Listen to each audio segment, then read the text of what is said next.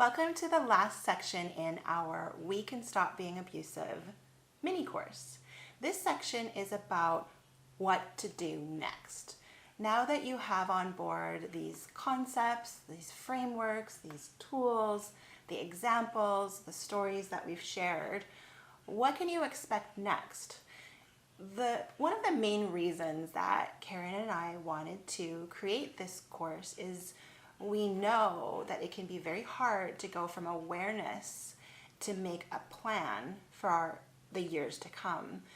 There's sometimes a big gap between figuring out that you have been being abusive and finding the right therapist or finding the right coach or group or support or therapies, whatever it is. So in that gap, we lose a lot of people. We get people saying, I realized it and then I just ran away from it and hid and it just kept happening. So really the goal of this video course is to open up the menu of what you can choose to do for your plan. And this particular video, I wanted to make sure you heard a little bit about what that journey looks like. As you apply the things you've learned here, what can you expect as you bridge out into the rest of your life? So, Karen, I was hoping you would share a little bit about how it's been for you as you've been addressing your own behavior.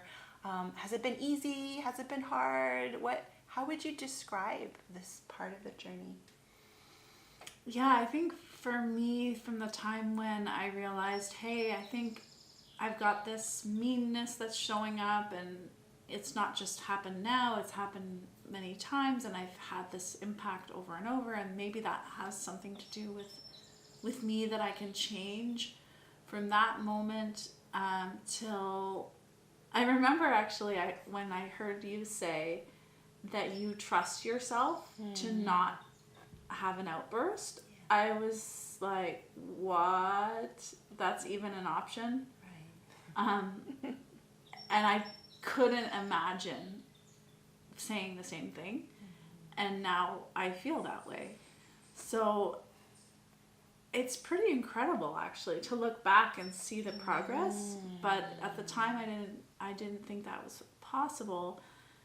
And the process has been for me getting a lot of support. I think I just made a decision that this mattered to me enough that I was going to give myself whatever it took to address and make the change, like whatever it took. Like I was willing to give literally like my savings, my life savings, the money that I had to put a deposit on a house. Instead of buying a house, I did this work. Not that you have to choose between, like you can have both, but just to give some sense of like how important this was to me, that like, because I thought it's like, if I had a house, but I didn't have love in the house, does it even matter that I have a house? No, it doesn't. Like if I had to choose between having a house and having love, I would choose love every single time. And so I deeply desired this change, and I think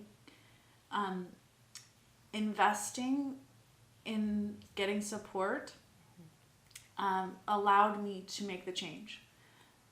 I do not think it would have been possible without support, and having really skilled support that I resonated with. So I think there's some discernment there in choosing who you work with. But it was very painful. I had to see things I did not want to see. I had to have conversations I did not want to have. Conversations that were excruciatingly uncomfortable, that took me months to prepare for, that were unimaginable. Like, how could I say that? It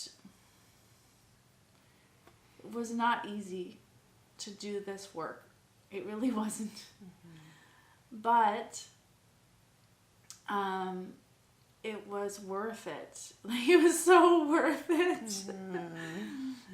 Because I just feel like my capacity now to have really deep, loving relationships is so much greater, and I am way happier. Like, the beyond trauma responses, a whole life of true creative potential opens up. So I think, like, I used to see people who were thriving in life and think, is that even real? You know, like, that can't really be how they're actually living. But I see now that, like, until I kind of got over a threshold of pain, that was pain from childhood that was kind of running my life without me knowing it, that I wasn't really able to just be a powerful creator, which I believe we are all powerful creators. So we are, you know, we're meant to create, but until we address those default settings that we received in childhood, we sometimes can't create what we really want. So maybe I went a little off topic. No, I don't actually think so. I think it's very on point. I'm always so glad for your stories. I think, if I'm hearing you well, how I would, you know, add to what you said is that when you were in this phase of your chapter of your life of having those behaviors, you were trying to control them. And then you were then also controlling and limiting your creative power. And now that you have transmuted this energy and you have a relationship with it instead of trying to bury it somewhere, you've unleashed that power for good. Yeah, it really feels that way. Like, my life now is blossoming. Like, I feel that life is full of duality. So we're all gonna always experience, like, good and challenge. Like, it's always gonna be both.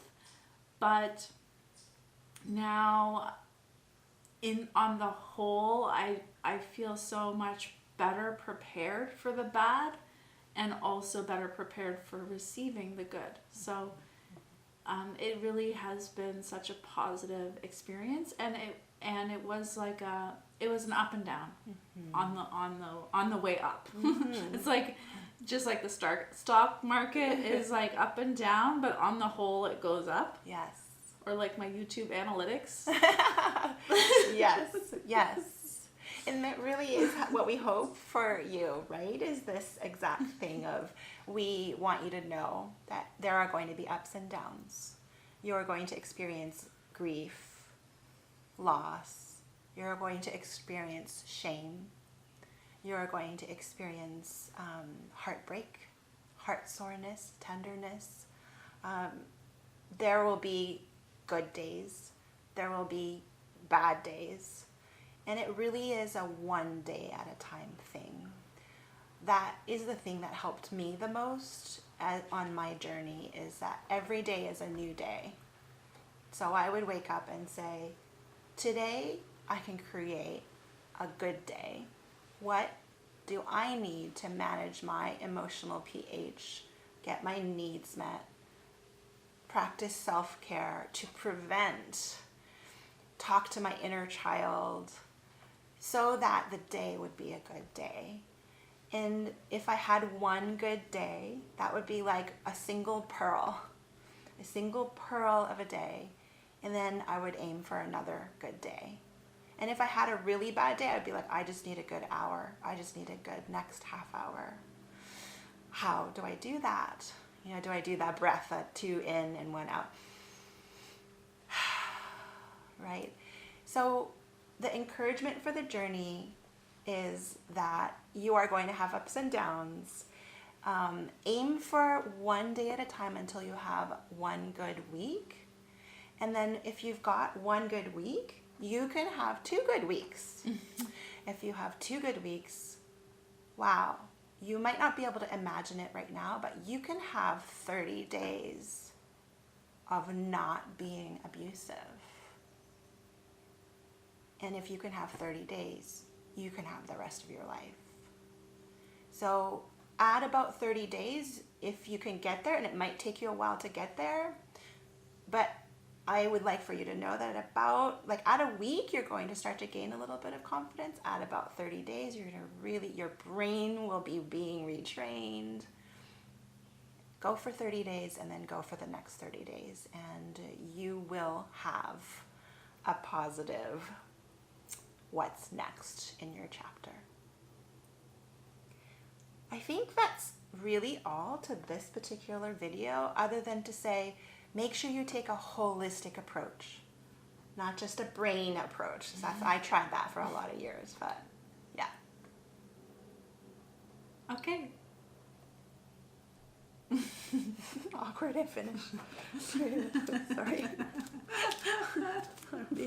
I'm like running out of gas and I'm like, I'm done.